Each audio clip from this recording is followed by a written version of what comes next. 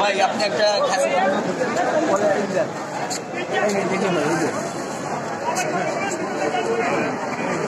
একটাই বড় বাপের পোলাই খায় ঠোঙ্গা বইরে বইরে লেগে এক চক বাজারে সেরা বড় বাপের পোলাই খায় ঠোঙ্গা বইরে বইরে লেগে